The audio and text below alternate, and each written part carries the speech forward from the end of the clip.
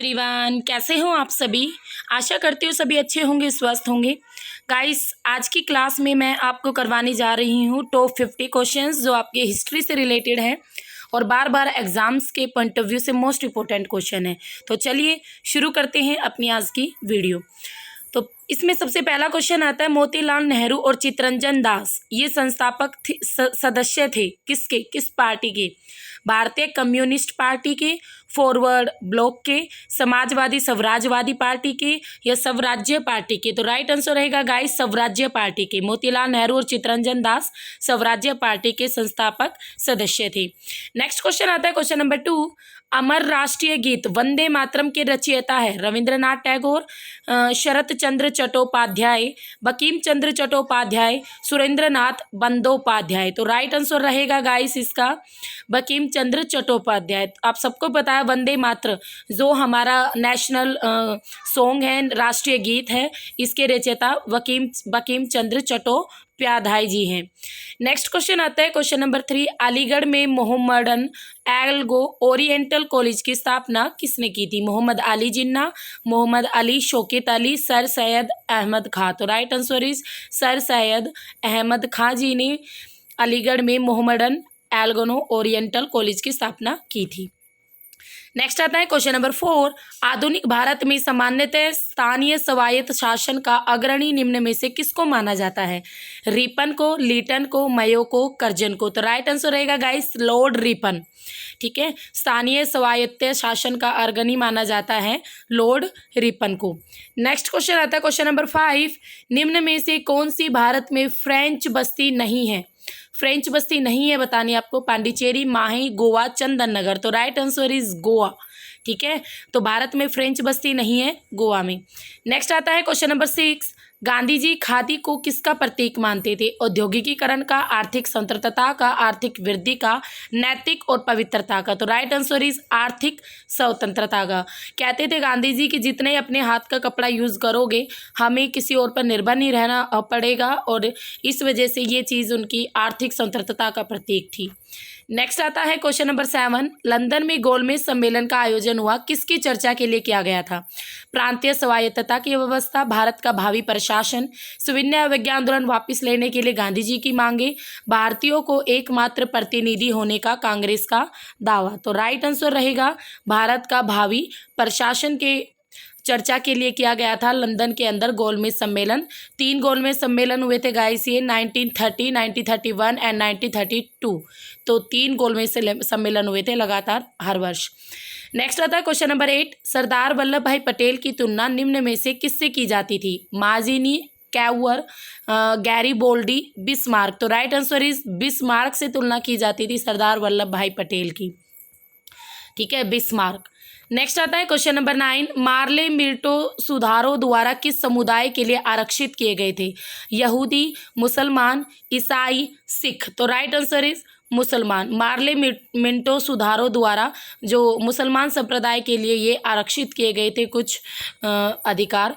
Next आता है question number 10, किसने कहा था कि साइमन कमीशन की रिपोर्ट को कूड़े के ढेर पर फेंक देना चाहिए? गाइस, ये क्वेश्चन मोस्ट इंपॉर्टेंट है, ये टीजीटी और पीजीटी दोनों लेवल पर पूछा जाता है। महात्मा गांधी, शिव स्वामी अय्यर, मोहम्मद अली जिन्ना, जवाहरलाल नेहरू? तो राइट आंसर इज शिव स्वामी अय्यर जी ने कहा था कि जो साइमन कमीशन की रिपोर्ट है इसको कूड़े के ढेर पर फेंक देना चाहिए, इसीलिए डटकर विरोध भी किया गया था साइमन कमीशन का इंडिया के अंदर। नेक्स्ट आता है क्वेश्चन नंबर 11, पानीपत में मराठे पराजित हुए क्यों हारे थे मराठे? क्योंकि मराठे वीरता से नहीं लड़े, मराठे शक्ति में अफगानों के बराबर नहीं थे, मराठा सेना के पास खाद्य आपूर्ति की कमी थी, स्थानीय जनता ने मराठों को भारी लोग माना? तो राइट आंसर जो लोकल लोग थे उन्होंने मराठों को भारी लोग माना, इसीलिए पानीपत में जो मराठे थे वो पराजित हुए थे, वो हार गए थे। नेक्स्ट आता है क्वेश्चन नंबर 12, मुस्लिम लीग ने किस तिथि को प्रत्यक्ष कार्यवाही दिवस घोषित किया? 3 सितंबर 1946, 16 अगस्त 1946, 9 अगस्त 1942 और 5 जुलाई 1942? तो राइट आंसर रहेगा गाइस 16 अगस्त 1946 को प्रत्यक्ष कार्यवाही दिवस घोषित किया था मुस्लिम लीग ने। ठीक है, नेक्स्ट आता है क्वेश्चन नंबर 13, 1942 के भारत छोड़ो आंदोलन के दौरान महात्मा गांधी को कब गिरफ्तार किया गया था?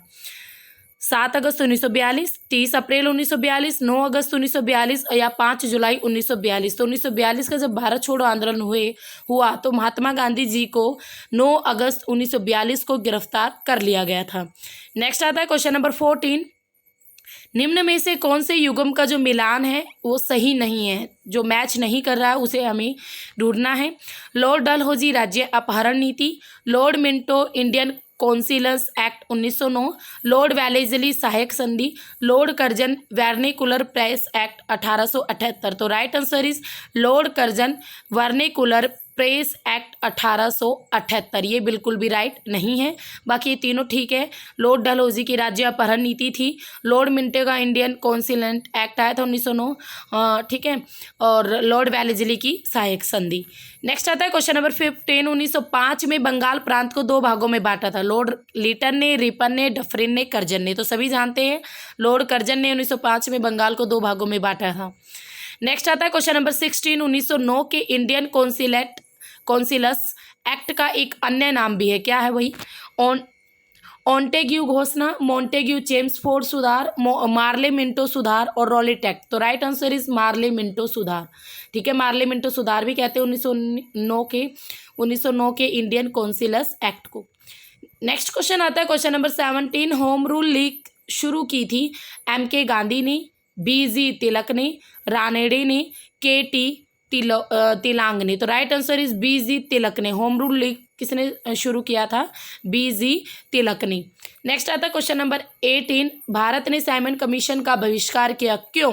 क्योंकि यह भारतीयों की सिविल स्वतंत्रताओं को दबाना चाहता था, वह भारत का बंटवारा करना चाहता था, वह केवल गोरों का कमीशन था, भारतीय प्रतिनिधित्व के बिना। उसने राष्ट्रीय भावना को दबाने के उपाय सुझाए थे। तो राइट आंसर रहेगा ये जो साइमन कमीशन था ना, इसमें केवल अंग्रेज थे और कोई भी इंडियन नहीं था, तो भारतीय प्रतिनिधित्व के बिना केवल गोरों का कमीशन था, इसीलिए इसका डटकर विरोध किया गया था और लाला लाजपत राय को काफ़ी लाठियां भी खानी पड़ी थी, जिनकी वजह से उनकी डेथ भी हो गई थी। नेक्स्ट आता है क्वेश्चन नंबर 19। अंग्रेजों ने निम्न स्थानों पर जिस क्रम से अपने व्यापार केंद्र स्थापित किए उनका सही कालानुक्रम है। कलकत्ता, बम्बई, मद्रास, सूरत। तो बम्बई, मद्रास, सूरत, कलकत्ता, सूरत, मद्रास, बम्बई, कलकत्ता, सूरत, मद्रास, कलकत्ता, बम्बई। सबको पता है सबसे पहली फैक्ट्री अंग्रेजों ने सूरत में लगाई थी, फिर उसके बाद सेकंड मद्रास में, थर्ड बम्बई में लगाई थी गाइस, ठीक है। सूरत, मद्रास, फिर थर्ड बम्बई में लगी, चौथी फिर कलकत्ता में, ठीक है। तो इनको आप याद रखोगे। नेक्स्ट आता है क्वेश्चन नंबर 20। कांग्रेस छोड़ने के बाद 1939 में सुभाष चंद्र बोस ने अपनी अलग पार्टी बना ली थी, जिसका नाम था Socialist Bloc, Revolutionary Socialist Bloc, Forward Bloc, Socialist Congress Bloc. तो right answer is Forward Bloc, ठीक है। तो फॉरवर्ड ब्लॉक अलग पार्टी बनाई थी किसने? सुभाष चंद्र बोस ने 1939 में। ये आपका एग्जाम में भी पूछा जाता है। नेक्स्ट क्वेश्चन आता है क्वेश्चन नंबर 21। बाल गंगाधर तिलक को लोकमान्य की उपाधि दी गई थी 1908 में उनके कारावास के दौरान, होम रूल आंदोलन के दौरान, क्रांतिकारी आंदोलन के दौरान या स्वदेशी आंदोलन के दौरान। तो right answer is home rule आंदोलन के दौरान बाल गंगाधर तिलक को लोकमान्य की उपाधि दी गई थी। नेक्स्ट आता है क्वेश्चन नंबर 22। निम्न में से किसकी स्थापना BR अम्बेडकर द्वारा की गई थी? स्वराज पार्टी, समाज समता पार्टी, अखिल भारतीय अनुसूचित जाति परिसंघ या स्वतंत्र श्रमिक दल। तो राइट आंसर रहेगा गाइस स्वतंत्र श्रमिक दल की स्थापना BR अम्बेडकर द्वारा की गई थी।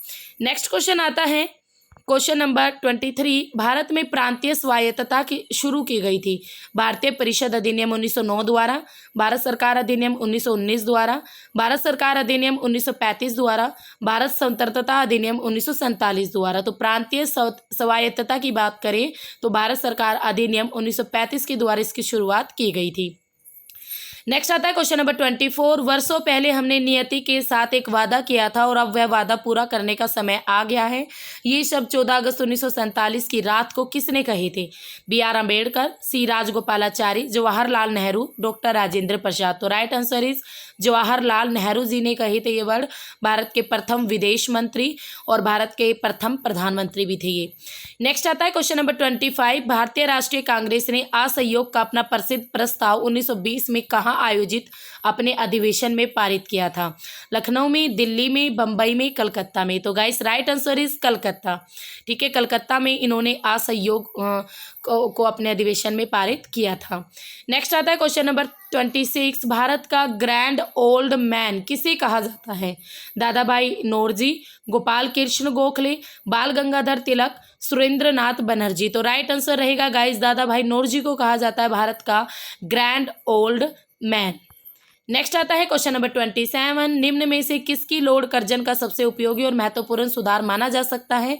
विशेषतः अविभाजित पंजाब प्रांत में रहने वाले लोगों के संबंध में। शैक्षिक सुधार, पुलिस सुधार, औद्योगिक सुधार, कृषि सुधार। तो राइट आंसर इज कृषि सुधार। ठीक है, तो राइट आंसर रहेगा हमारा कृषि सुधार। लोड कर्जन ने इससे रिलेटेड, कृषि से रिलेटेड काफी सुधार और महत्वपूर्ण सुधार किए थे। नेक्स्ट आता है क्वेश्चन नंबर 28। द्वैध शासन किस गवर्नमेंट ऑफ इंडिया एक्ट द्वारा लागू किया गया था? 1909 के, 1919 के, 1935 के, या इनमें से कोई नहीं? तो राइट आंसर इज 1919 के। प्रांतीय की बात करें तो वो तो 1935 में था। द्वैध शासन की बात करें तो 1919 के द्वारा लागू किया गया था।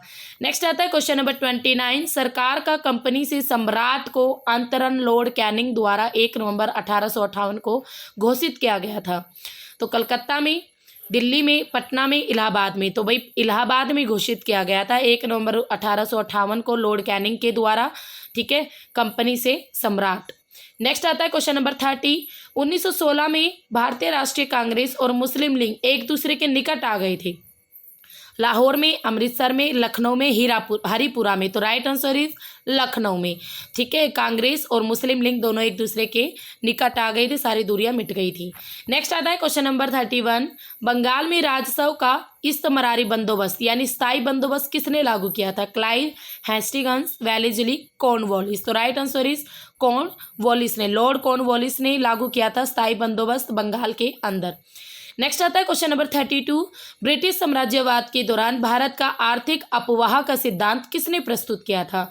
WC बैनर्जी, दादा भाई नौरोजी, गोपाल कृष्ण गोखले और गांधी जी। तो राइट आंसर इज गाइस दादा भाई नौरोजी। ब्रिटिश साम्राज्य के दौरान भारत का आर्थिक अपवाह का सिद्धांत देने वाले थे दादा भाई नौरोजी। और यू नो डेट भारत की जो राष्ट्रीय आय की सबसे पहले गणना जो की थी वो भी किसने की थी? दादा भाई नौरोजी ने ही की थी। नेक्स्ट आता है क्वेश्चन नंबर 33। दक्षिण अफ्रीका के किस शहर में गांधी को श्वेत लोगों द्वारा पीटा और पटड़ी से नीचे फेंक दिया गया था? ठीक है, केप टाउन, डरबन, जोहान्सबर्ग और प्रिटोरिया। तो ये घटना हुई थी डरबन में। ठीक है, दक्षिण अफ्रीका के डरबन में गांधी जी को श्वेत यानी जो गोरे लोग हैं उनके द्वारा पीटा गया और पटड़ी से नीचे फेंक दिया गया था। डरबन की घटना ही। नेक्स्ट आता है क्वेश्चन नंबर 34। 1927 में बर्सेलस में दलित राष्ट्रवादियों की कांग्रेस में राष्ट्रीय कांग्रेस की ओर से किसने भाग लिया था? जवाहरलाल नेहरू, महात्मा गांधी, डॉक्टर अंसारी, मोतीलाल नेहरू। तो right answer is Jawaharlal Nehru ने भाग लिया था 1927 में जो ब्रसेलस में दलित राष्ट्रवादियों की कांग्रेस की ओर से।